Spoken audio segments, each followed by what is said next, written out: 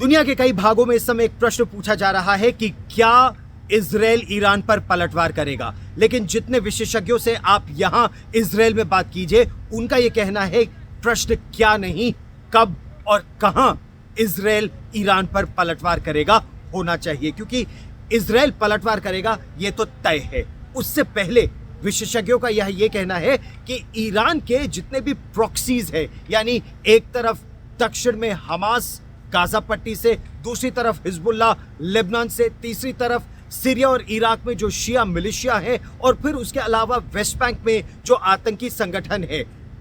7 मोर्चों पर इस समय इजराइल ये युद्ध लड़ रहा है। और इसीलिए उसकी सबसे पहले कोशिश ये है कि हमास और हिजबुल्लाह उन दोनों को जितना दबाया जा सके उतना उनके आतंक को नष्ट कर दिया जाए, क्योंकि जब इजराइल ईरान पर पलटवार करेगा तब वो नहीं चाहता कि हमास और हिजबुल्लाह उसकी पीठ पे खंजर भोंके। इसीलिए इस ऑपरेशन के पहले चरण में हमास के खिलाफ पिछले 1 साल से मुहिम चलाई जा रही है। अब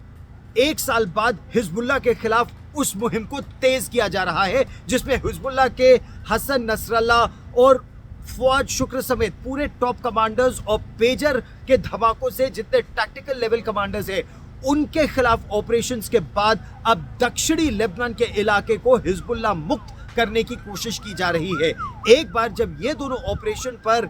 सफलता मिले इजराइल को, तब आतंक के उस गढ़, और ये इजराइल की भाषा है, आतंक के गढ़ ईरान पर उनका हमला होगा। और प्रश्न ये कि उनके ईंधन के ठिकानों को, यानी तेल के भंडारों को निशाना बनाया जाएगा, या परमाणु ठिकानों को निशाना बनाया जाएगा, या फिर जिस तरह हसन नसरल्लाह, फवाद शुक्र और हुसैन सुरूरी समेत जो टॉप लीडर्स की पूरी तरह से उन्हें ध्वस्त किया गया था, यानी कमांड एंड कंट्रोल स्ट्रक्चर को, उसी तरह इजराइल के कमांड एंड कंट्रोल स्ट्रक्चर को, चाहे उसमें इस्लामिक रेवोल्यूशनरी गार्ड कोर के कमांडर हो, या फिर उनकी जो राजनीतिक लीडरशिप हो, या फिर उनके जो सुप्रीम कमांडर अयतुल्ला अली खमैनी, उनको निशाना बनाया जाएगा। ये सब पहलू है जिन पर इजराइल की इस समय चर्चा अमेरिका के साथ भी चल रही है और आंतरिक रूप पर भी ये चर्चा हो रही है। लेकिन ऑपरेशन जरूर होंगे, समय कब, ये इजराइल अपनी नीति के तहत तय करेगा। गौरव सावंत, हाइफा, उत्तरी इजराइल, आज तक।